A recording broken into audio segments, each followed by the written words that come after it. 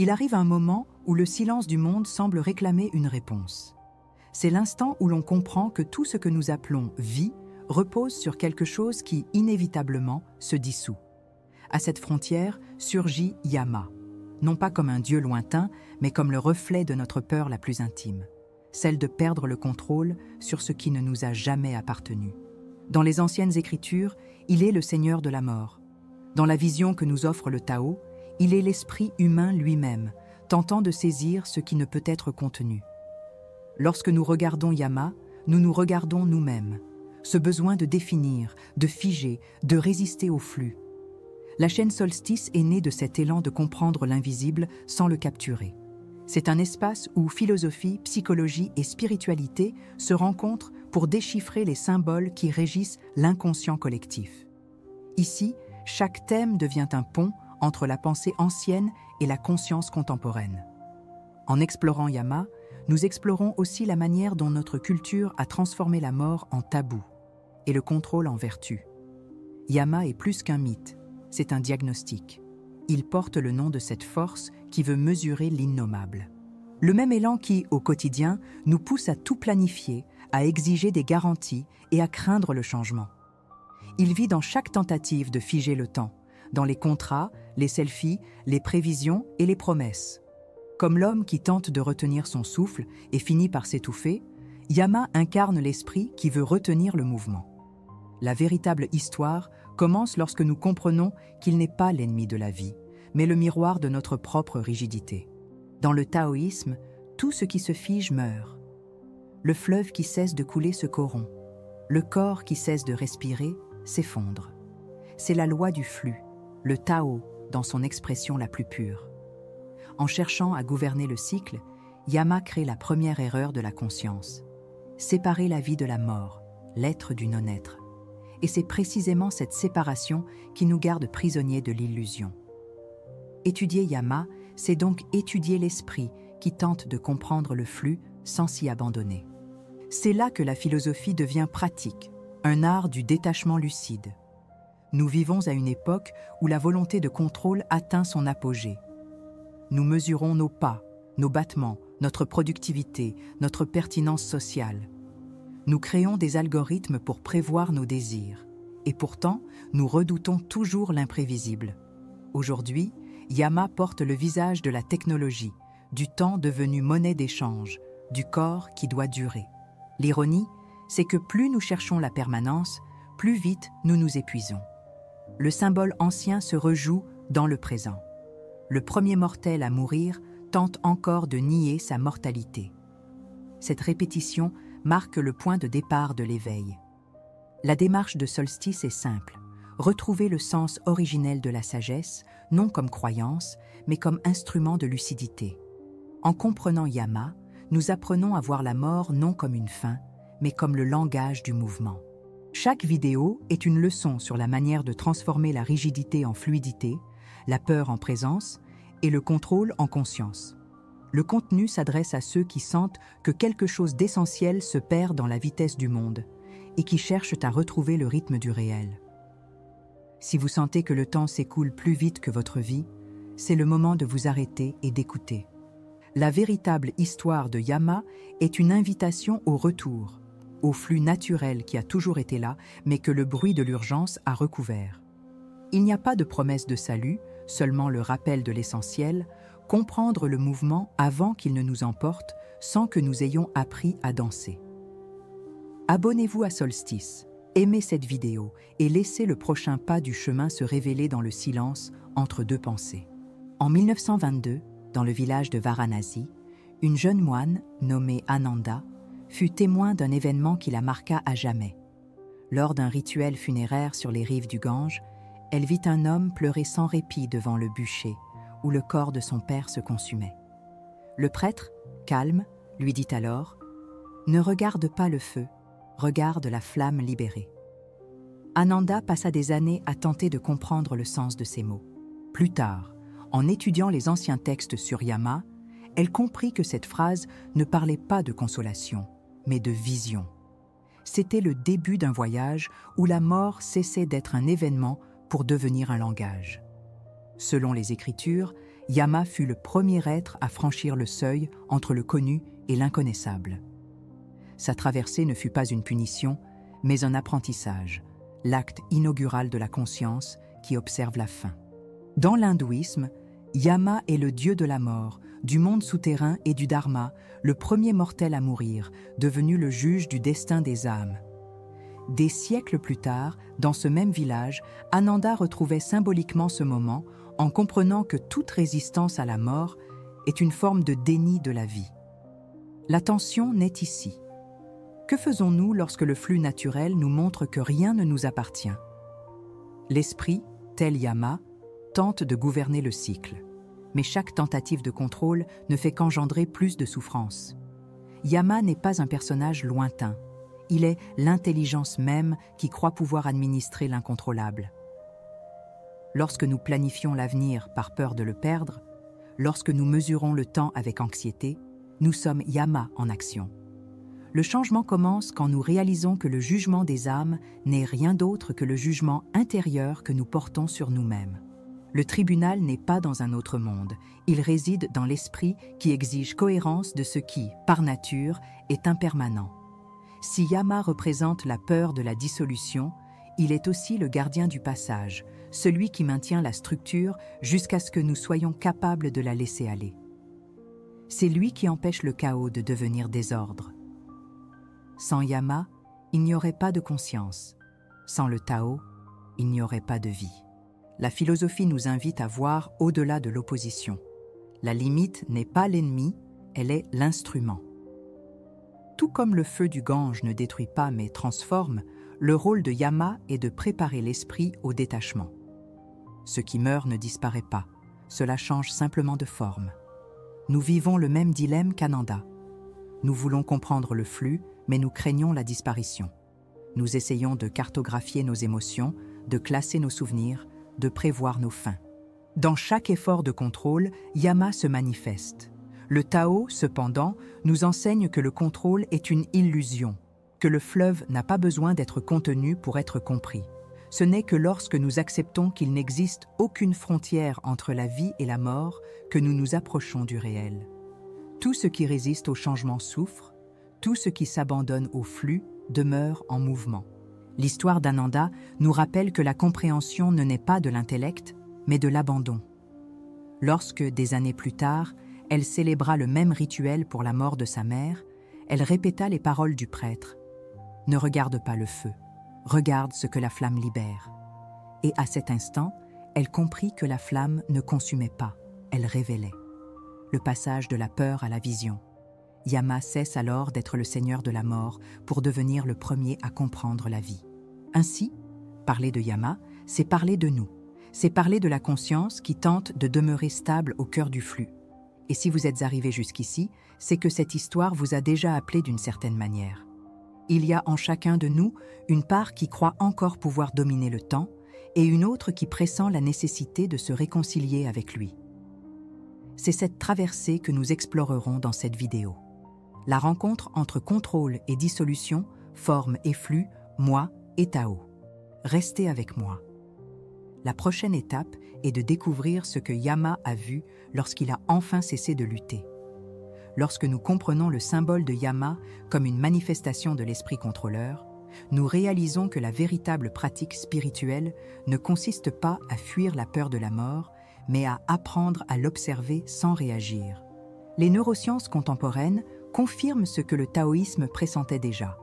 La tentative de contrôler l'incontrôlable active dans le cerveau les mêmes circuits que ceux du stress et de la menace. Lorsque l'individu recherche une prévisibilité absolue, le système limbique interprète tout imprévu comme un danger. C'est là la base physiologique de la souffrance moderne. Le contrôle promet la sécurité, mais ne livre que l'épuisement. La solution, dès lors, n'est pas de résister au flux, mais de réapprendre à lui faire confiance. La pratique que nous proposons dans Solstice s'appelle la pause de dissolution. C'est un exercice simple, mais profondément transformateur, qui associe les fondements de la pleine conscience, mindfulness, à la philosophie du Wu Wei, l'action sans effort. Elle consiste à suspendre pendant 30 secondes toute réaction automatique face à un stimulus inattendu, une erreur, une perte, une frustration. Au lieu de corriger, de justifier ou de fuir, il s'agit simplement d'observer. Sur le plan neuroscientifique, cela réduit l'activité de l'amygdale et active le cortex préfrontal, siège du discernement et de l'intégration. C'est un entraînement à la lucidité. Laisser mourir l'impulsion pour que la conscience puisse vivre. La plupart des stratégies que nous utilisons pour gérer l'anxiété du contrôle ne font que renforcer le cycle lui-même. Les planifications excessives, les affirmations positives compulsives, les routines rigides, tout cela nourrit l'illusion de maîtrise tout en bloquant la plasticité émotionnelle. Le cerveau humain est un système adaptatif. Lorsqu'on l'empêche de s'adapter, il tombe malade. C'est pourquoi tant de méthodes d'autocontrôle engendrent fatigue, insomnie et sentiment de vide. Le problème ne vient pas de l'instabilité de l'esprit, mais de l'insistance à vouloir le stabiliser de force. La pause de dissolution rétablit l'équilibre par la voie naturelle, sans confrontation, simplement par l'observation du flux. Cette pratique s'accorde avec le principe taoïste du Ziran, la naturalité. Cela signifie que l'état d'harmonie n'est pas conquis, mais restauré. La science appelle ce phénomène cohérence autonome. Lorsque le rythme cardiaque, la respiration et la concentration se synchronisent spontanément, sans effort conscient. C'est le même état que l'on observe chez les artistes et les méditants en pleine création. Ce qui est fascinant, c'est qu'il ne dépend pas de la croyance, mais de l'observation. Moins nous intervenons, plus le système retrouve son propre rythme. La sagesse ancienne nommait cela l'équilibre du Tao. Les neurosciences parlent de régulation homéostatique. Des mots différents pour désigner le même principe. Les solutions traditionnelles, centrées sur la productivité et la performance, traitent le déséquilibre comme une erreur à corriger. Le résultat est un état chronique de tension déguisé en réussite. L'esprit contrôleur est célébré comme efficacité, mais le corps, lui, y perçoit une menace. Le cortisol augmente, la créativité diminue et la vitalité s'épuise peu à peu. Yama, symbole du contrôle, reprend son trône. Voilà pourquoi tant de personnes vivent dans un état d'alerte permanent, incapables de se détendre même durant leurs moments de repos. La sagesse du Tao offre une issue paradoxale. Se libérer, ce n'est pas acquérir davantage de contrôle, c'est renoncer à la tentative d'en avoir. En appliquant la pause de dissolution, ne serait-ce qu'une semaine, l'esprit commence à percevoir le vide entre le stimulus et la réaction. Et c'est dans ce vide que la transformation s'opère. Les études sur la neuroplasticité montrent que cet intervalle silencieux reconfigure les schémas d'attention et réduit l'impulsivité. Vous découvrez alors, par l'expérience directe, ce que le Tao Te Ching enseignait déjà. Celui qui sait s'arrêter demeure. La pause n'est pas inertie, elle est discernement. L'intervalle entre l'impulsion et la réponse est l'espace où Yama se dissout et où le Tao se manifeste. C'est le point où le contrôle cède la place à la clarté. L'alternative que propose Solstice n'est pas une technique de plus, mais un changement de centre. Cesser de chercher le pouvoir sur le flux et apprendre à se mouvoir avec lui. C'est la pratique qui transforme la connaissance en sagesse et l'anxiété en présence. Au bout du compte, il ne s'agit pas de croire, mais d'expérimenter. Car comprendre Yama, c'est en réalité se comprendre soi-même au moment où l'on se rend au mouvement. Si ce message résonne en vous, écrivez ci-dessous. Je choisis de dissoudre le contrôle pour éveiller la clarté. C'est le premier acte conscient de celui qui décide de marcher aux côtés du Tao. La pratique de la pause de dissolution repose sur un principe commun à la psychologie contemplative et au taoïsme, la suspension de l'impulsion comme moyen d'élargir la conscience. Cet espace est décrit comme l'intervalle entre le stimulus et la réponse, un point de neutralité où le système nerveux se réorganise avant d'agir. Dans le taoïsme, cette pause représente le Wu Wei, l'action sans effort, le moment où l'esprit se retire pour laisser le flux naturel agir par lui-même. Les deux reconnaissent que le contrôle excessif engendre la tension et que l'abandon conscient engendre la lucidité. Ainsi, la pratique ne cherche pas la passivité, mais une observation active, la capacité d'être présent sans s'identifier à l'impulsion. La pause de dissolution, agit sur le circuit de réactivité automatique.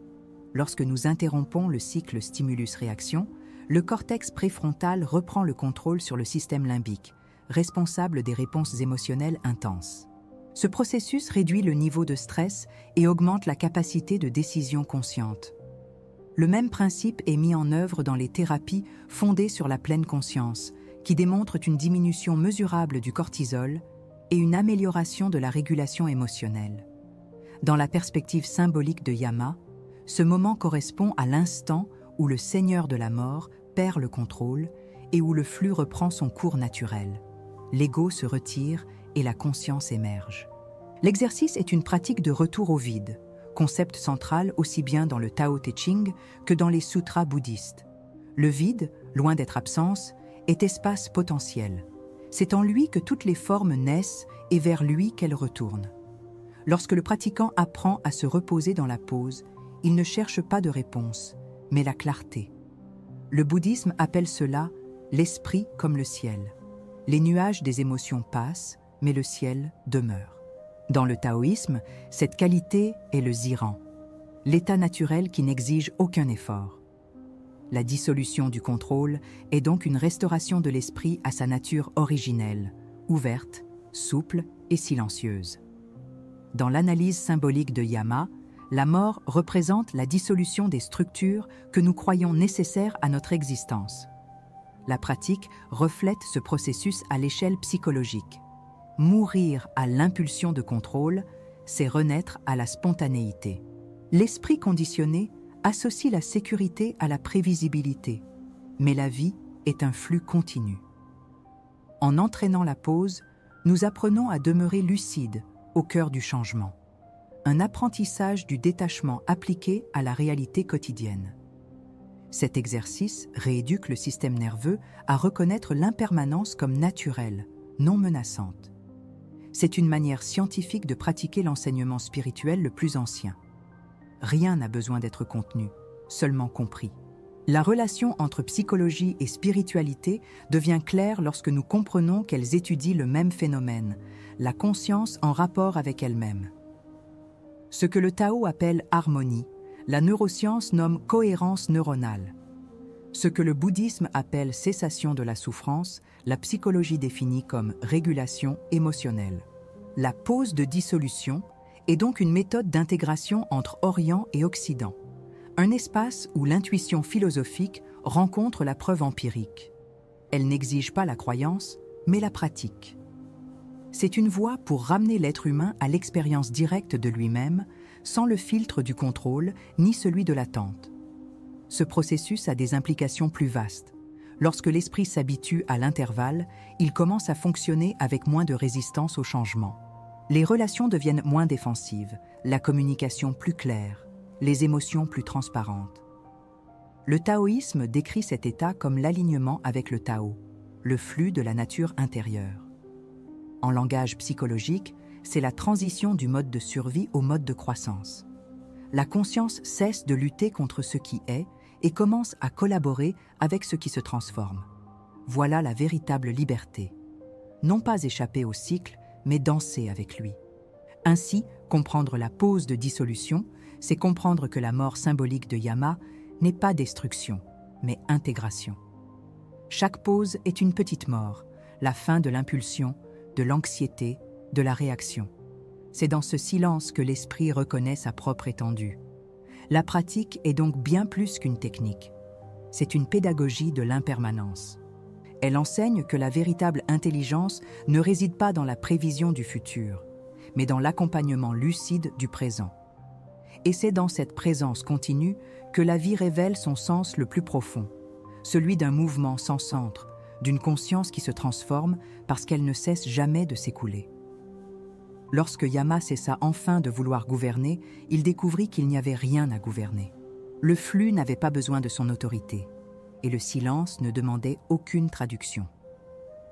En cet instant, il comprit que le contrôle n'était qu'un reflet de l'esprit tentant de demeurer solide dans un univers liquide.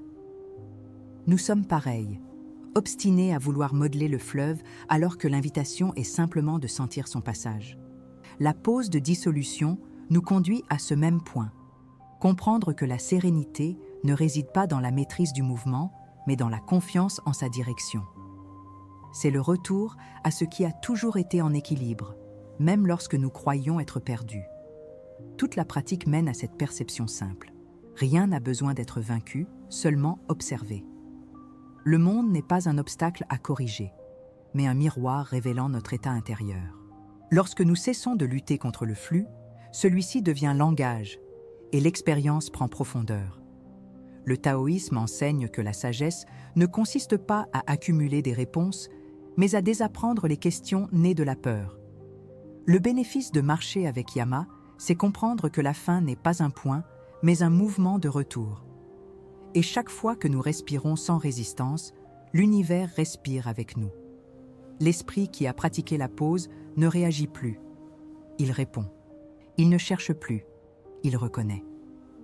La dissolution du contrôle est aussi la libération de la tension entre ce qui est et ce qui devrait être. Dans cet état, le temps ralentit et le présent s'élargit jusqu'à contenir toute chose. Le bouddhisme décrit cet instant comme le samadhi, l'unité entre l'observateur et l'observé. Le taoïsme l'appelle le retour à l'origine. La psychologie y voit l'autorégulation totale. Tous ces noms désignent le même phénomène, le silence conscient qui demeure lorsque l'effort cesse. Alors surgit la question. Si le fleuve ne demande pas où il se termine, pourquoi l'esprit insiste-t-il à savoir où il va? La réflexion est simple et précise. Peut-être que le sens de la vie n'est pas de comprendre le flux, mais d'en être le flux. Lorsqu'on abandonne le besoin d'arriver, le chemin révèle sa propre sagesse. L'épiphanie n'est pas grandiose, elle est subtile, presque invisible, comme la lumière traversant l'eau sans y laisser de traces. La pratique ne promet pas la transcendance, seulement la présence. Et c'est justement là que le paradoxe se résout.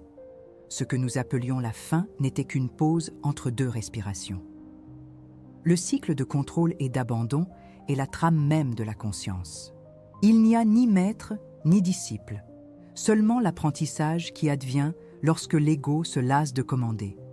C'est une leçon qui ne s'explique pas, mais se reconnaît. Tout ce qui a été dit jusqu'ici ne cherche pas à clore la réflexion, mais à ouvrir l'espace où la compréhension devient expérience. C'est là que le concept cesse d'être mot et devient pratique vivante. Si quelque chose en vous s'est tu durant ce chemin, c'est le signe que Yama a accompli sa fonction. Il n'a pas disparu, il s'est simplement dissous dans ce qui le contient. L'esprit qui comprend le flux ne craint plus l'impermanence, il la célèbre. L'invitation est désormais simple. Observez le prochain instant sans hâte, sans interprétation. Voyez ce qui bouge en vous et autour de vous, c'est le même mouvement. Et lorsque vous le percevrez, vous saurez que la traversée continue, même dans le repos. Aucune vérité n'a été imposée, elle s'est simplement révélée. Puisse cet apprentissage trouver écho dans votre propre parcours. Partagez ce que vous avez vu, ressenti, transformé dans le silence entre les mots. Chaque expérience racontée devient un nouveau miroir de la même conscience en mouvement. Que les commentaires prolongent la réflexion et que le dialogue garde vivante la flamme de la compréhension. Continuez à suivre cette aventure avec Solstice, où chaque histoire est une pause et chaque pause un retour. Peut-être que la leçon finale est simplement celle-ci. Celui qui apprend à s'arrêter a déjà commencé à s'éveiller.